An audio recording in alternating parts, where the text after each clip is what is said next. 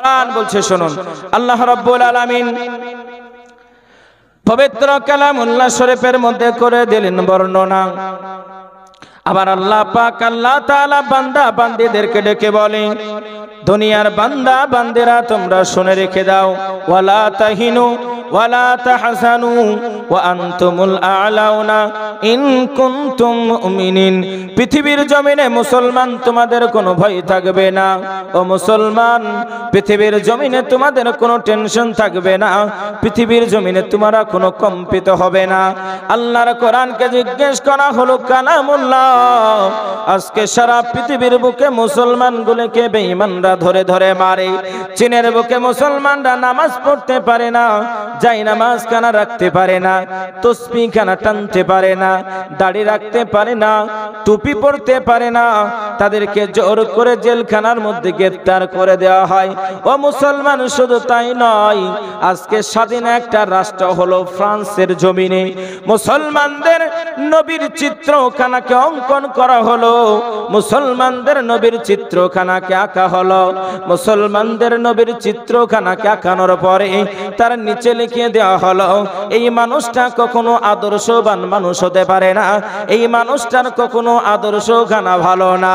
ওরে আমার আব্বা, সারা পৃথিবীর প্রান্তে যদি আপনি তাকিয়ে দেখেন, এমন করে কখনো বা মুসলমানদের কোরআনটাকে দাও দাও করে জ্বালিয়ে দেওয়া হচ্ছে। সুইডেনের বুকে কোরআনকে দাও দাও করে জ্বালিয়ে দেওয়া হলো। ও মুসলমান, আমার আল্লাহ পাক আল্লাহ তাআলা ডাক দিয়ে বললেন, পৃথিবীর জমিনে তোমাদেরকে যখন এইরকম সমস্যা তৈরি করা হবে, আমি আল্লাহ তাআলা কার আদর্শ তোমরা ফলো করবা তোমরা জানো নাকি? আল্লাহর কোরআনকে জিজ্ঞেস করলাম কালামুল্লাহ, পৃথিবীর জমিনে কার আদর্শকে ফলো করব এটা তো আমরা বলতে পারবো না। আমার আল্লাহ তাআলা বললেন, লাকাদ কানা লাকুম ফি রাসূলিল্লাহি উসওয়াতুন হাসানা। ও দুনিয়ার মানুষ, তোমরা তোমাদের নবীজির আদর্শ খানাকে ফলো করো, তোমরা নবীজির জীবনী খানাকে ফলো করো, তোমরা কখনো আলাদা হয়ে যেতে পারবে না।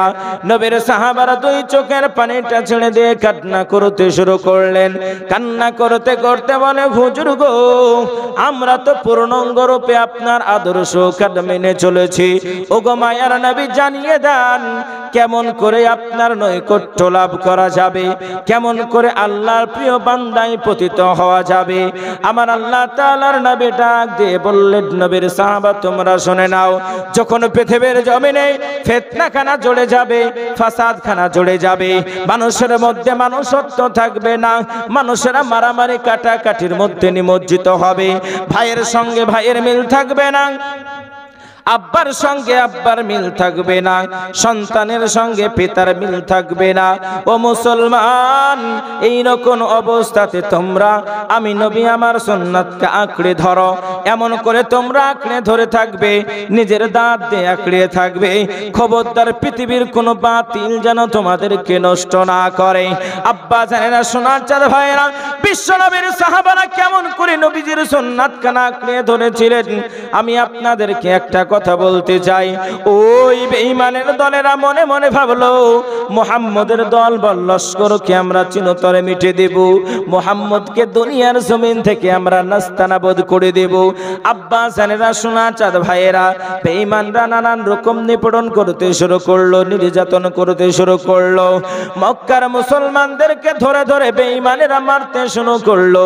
আল্লাহর নবী বললেন, নবীর সাহাবা তোমরা শুনে নাও, ওই বেঈমানদের সঙ্গে পাল্টা জবাব আমাদেরকে দিতে হবে।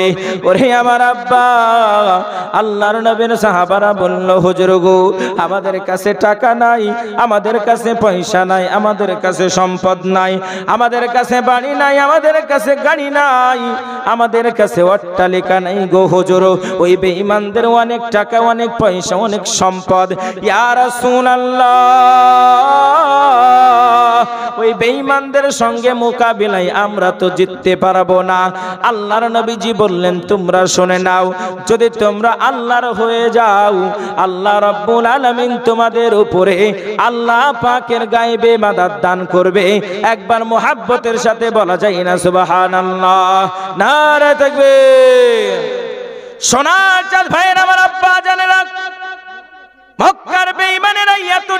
শুরু করলো, এত নির্যাতন শুরু করলো। আমার নবীকে নিজের মাতৃভূমি ছেড়ে, যেই জেলা জায়গায় নবী আমার জন্ম নিল, নিজের মাতৃভূমি ছেড়ে নবীকে আপনার মদিনাতুল মুনাওয়ারার দিকে রওনা হতে শুরু করলেন। নবী আমার হযরতে আবু বকরকে ডাক দিয়ে বলে, আবু বকর, বেঈমানদের অত্যাচারে নিজের মাতৃভূমিতে থাকা যাবে না।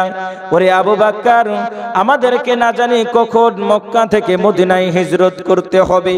আব্বা জানেরা, সোনার চাঁদ ভাইয়েরা, হযরতে আবু বকর যখন মনে মনে কথাটা অনুধাবন করতে লাগলেন, আমি আবু বকর, মায়ার নবী আমার সঙ্গে হিজরতে যাবে বলে তিনি আমাকে কথাটা বলেছেন। আমি আবু বকর যদি ঘুমিয়ে যাই, আল্লাহর নবী হয়তো আমাকে ডেকে কোনো রকমের সাড়া পাবে না। হঠাৎ করে যেন বেঈমানের দলেরা বিশ্বনবী মুহাম্মদুর রাসূলুল্লাহ সাল্লাল্লাহু তাআলা আলাইহি ওয়াসাল্লামের সমস্ত বাড়িখানাকে ঘেরাও করে নিয়েছে। মাইকম্যান বেস্ট একটু কমিয়ে দিবেন। সমস্ত বাড়িখানাকে ঘেরাও করে নিয়েছে। এমত অবস্থায় বিশ্বনবী ডাক দিয়ে বললেন, নবীর সাহাবা তোমরা শুনে নাও, ওই বেঈমানের দলেরা আমি মুহাম্মদ আমাকে মারার জন্য আমার বাড়িটা ঘেরাও করেছে। নবীর সাহাবারা বলল, হুজুর গো, কেমন করে আপনি বের হবেন? জিবরিল আমিন বলে, হুজুর সব কিছু সহ্য করতে পারি, কিন্তু নবীজি শুনে নেন, দুনিয়ার বুকে আপনি কষ্ট করবেন, আমার আল্লাহ এটা সহ্য করতে পারে না। জিবরিল আমিন বললেন, ইয়া রাসূলুল্লাহ, ইয়া হাবিবাল্লাহ, সূরাতুল ইয়াসিনের কয়েকটা আয়াত আপনি তেলাওয়াত করেন এবং মরুভূমির প্রান্ত বালুকণাকে আপনার হাতের মুঠে নেন। আল্লাহর নবী জিবরিলের কথা শুনে সূরা ইয়াসিনের কয়েকটা আয়াত তিনি তেলাওয়াত করলেন এবং মরুভূমির প্রান্ত থেকে কিছু বালি তিনি হাতে নিলেন এবং বললেন, হুজুর গো, যখন আপনি বের হয়ে যাবেন, এই বালিকণা ওই বেঈমানদের সামনেকে আপনি ছিটে দিয়ে চলে যাবেন। আব্বা জানেরা, সোনার চাঁদ ভাইয়েরা, এমত অবস্থায় নবী ডাক দিয়ে বলেন, হযরতে আলী তুমি শুনে নাও, আজকে তুমি আমার বিছানায় ঘুমিয়ে যাও। একবার মুহাব্বতের সাথে বলা যায় না সুবহানাল্লাহ। আজ নবী গো আমার গড়ায়া বাজার, হিজরত করিলেন সোনার মদিনায়। নবী বলেন, হযরতে আলী আমার বিছানা খালি, আমার বিছানাতে তুমি শুয়ে যাও। আজ নবী গো আমার গড়ায়া বাজার, হিজরত করিলেন সোনার মদিনায়। আব্বা জানেরা, সোনার চাঁদ ভাইয়েরা, গভীর মনোযোগ দিয়ে শুনবেন। এরে সল্লাপাড়া করকাটা পুলিন্দা দেবপুরের মানুষ, প্রাণ খুলে কথাটা শুনবেন। আমি আপনাদের কাছে গুরুত্বপূর্ণ একটা কথা বলতে চাই। বলে বাবা, বিশ্বনবী আমার যখন ডাক দিয়ে বললেন, ইতিআত কাকে বলা হয়, নবীর প্রেমিক কাকে বলা হয়? নবী আমার ডাক দিয়ে বলে, আবু বকর, ও আবু বকর, তুমি বাড়িতে আসো নাকি? আব্বা জানেরা, সোনার চাঁদ ভাইয়েরা, ইতিহাসের মধ্যে কথাটা লিপিবদ্ধ করা আছে, রওয়ায়াতের মধ্যে আছে, হযরতে আবু বকর তিনার উটগুলিকে বাবলার পাতা খাওয়াচ্ছিলেন। ডাক দিয়ে বলে, হুজুর, আমি আবু বকর, আমি আপনার সম্মুখে হাজির আছি। লাব্বাইকা ইয়া রাসূলুল্লাহ, ইয়া হাবিবাল্লাহ। হুজুর গো, হযরতে আবু বকরকে মায়ার নবী ডাক দিয়ে বললেন, আবু বকর রে, ওরে আবু বকর, তুমি কি বিছানায় কোন রকমের ঘুমাওনি গো? হযরতে আবু বকর কান্না সিক্ত নয়নে কান্না করতে করতে বলে, ইয়া রাসূলুল্লাহ, ইয়া হাবিবাল্লাহ। হুজুর গো, আমার আব্বা দুই চোখে অন্ধ, চোখ কানায় দেখতে পায় না। হুজুর, আমার সন্তানগুলিকে আমি বলেছিলাম, ও গো আমার প্রিয়তমা সন্তানগুলি শুনে নাও, না জানি কখন হুজুরের ডাকে আমাকে চলে যেতে হয়। ইয়া রাসূলুল্লাহ, ইয়া হাবিবাল্লাহ, ওয়াল্লাহি আল্লাহর কসম করে জানালাম, যেই দিন থেকে আপনি বলেছিলেন আবু বকর মদিনায় যেতে হবে, ওগো হুজুর গো, আল্লাহর কসম করে জানিয়ে দিলাম, ওই দিন পর্যন্ত একটি রাত্রির জন্য আমি বিছানায় ঘুমাইনি। জোরে বলুন সুবহানাল্লাহ, নারে তাকবীর।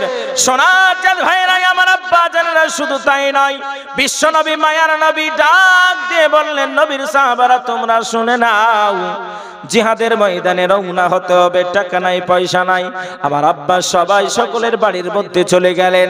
বাড়ির মধ্যে যাওয়ার পরে সবাই সম্পদ গালা নবীর দরবারে হাজির করতে শুরু করলেন। ওরে আমার আব্বা, ঘটনার দিকে আমি যাব না, আপনাকে প্রেক্ষাপটটা বোঝাতে চাচ্ছি। হযরতে আবু বকর তিনিও বাড়ির মধ্যে চলে গেলেন। বাড়ির মধ্যে যাওয়ার পরে বাড়িটাকে তন্ন তন্ন তন্ন তন্ন করে খুঁজতে শুরু করলেন। দেখলেন বাড়ির মধ্যে সামান্য পরিমাণ কিছু খাবার আছে। তেনার পিতা ছিল অন্ধ, ওই খাবারটাকে জোরে জোরে হাত দিয়ে ধরে রেখে বসে আছে। আল্লাহর নবীর প্রিয়তম সাহাবা হযরতে আবু বকর পিতাকে ডাক দিয়ে বলে, আব্বা মেহেরবানি করে যদি আপনি আমার কাছে আসতেন। তেনার আব্বাকে ডেকে নেওয়া হলো। তলে কিছু কাকড় দিয়ে দিলেন, পাথর দিয়ে দিলেন, একটা চাদর বিছিয়ে দিলেন। চাদরটা বিছিয়ে দেওয়ার পরে বাবা হযরতে আবু বকর রাদিয়াল্লাহু তাআলা আনহু তিনার পিতার হাত দুটিকে ওই পাথর কাঙ্কুর চাদরের উপরে রেখে দিলেন। বিশ্বনবী যখন নবীর সাহাবাদেরকে বলে, ওগো নবীর সাহাবা, আজকে কোরআনকে হেফাজত করার জন্য, কোরআনকে সংরক্ষণ করার জন্য, বেঈমানদের নিপীড়ন থেকে বাঁচার জন্য আমি নবী আল্লাহ ডাক দিলাম। আজকে কোরআনকে বাঁচানোর জন্য তোমরা কি কেমন সম্পদ নিয়ে এসেছো? নবীর সমস্ত সাহাবা একে একে সম্পদের বর্ণনা কানা দিলেন। হযরতে সাদ ইবনে আবি ওয়াক্কাস রাদিয়াল্লাহু তাআলা আনহু বলে, হুজুর গো, আমি আমার সম্পদটাকে তিন ভাগে বিভক্ত করলাম নবী। এক ভাগ আমি বাড়ির জন্য রাখলাম, এক ভাগ আমি আত্মীয় স্বজনের জন্য রাখলাম, আর এক ভাগ আমি আল্লাহর রাস্তায় খরচ করলাম। এমন করে নবীর সাহাবারা বিভিন্ন রকমের বর্ণনা দিতে শুরু করলেন। হযরতে ওমর বলে, ইয়া রাসূলুল্লাহ, ইয়া হাবিবাল্লাহ, হুজুর আমি আমার সম্পদটাকে দুই ভাগে বিভক্ত করলাম। দুই ভাগে বিভক্ত করার পরে হুজুর এক ভাগ আমি আমার বাড়ির জন্য রেখে আসলাম, আর এক ভাগ আমি নবীর দরবারে হাজির করলাম। হযরতে আবু বকরের দিকে ডাক দিয়ে বলে, আবু বকর, তুমি তোমার সম্পদটাকে কই ভাগে বিভক্ত করেছো? হযরতে আবু বকর রাদিয়াল্লাহু তাআলা আনহু দুই চোখের পানিটা ছেড়ে দিয়ে অঝর নয়নে কান্না করতে শুরু করলেন। আল্লাহর রাসূল বললেন, আবু বকর রে, তোমার কি বাড়ির কথা মনে পড়েছে নাকি, যার জন্য তুমি দুই চোখ দিয়ে কান্না করতে শুরু করো? হযরতে আবু বকর বলে, হুজুর আল্লাহর কসম, যে আল্লাহর হাতে আমার জান, ইয়া রাসূলুল্লাহ, ইয়া হাবিবাল্লাহ, আমি যখন বাড়ির মধ্যে প্রবেশ করলাম হুজুর গো, আমি আমার বাড়িটাকে তন্ন তন্ন তন্ন করে খুঁজতে লাগলাম। ওগো মায়ার নবীজি, আবার বাড়িতে সেই রকম কোনো সম্পদ নাই, সামান্য পরিমাণ কিছু জবের দানা আছে। ইয়া রাসূলুল্লাহ, ওই জবের দানাখানা আমি আপনার দরবারে হাজির করলাম। মায়ার নবী ডাক দিয়ে বলে, আবু বকর, তোমার বাড়ির জন্য তুমি কি রেখে এসেছো? হযরতে আবু বকর চিৎকার করে বললেন, ইয়া রাসূলুল্লাহ, ইয়া হাবিবাল্লাহ, বিশ্বনবী গো, আল্লাহর কসম করে জানিয়ে দিলাম, আমি আমার বাড়ির জন্য আল্লাহ এবং আল্লাহর রাসূলকে রেখেছি। একবার জোরে বলা যায় না সুবহানাল্লাহ? নারে তাকবীর।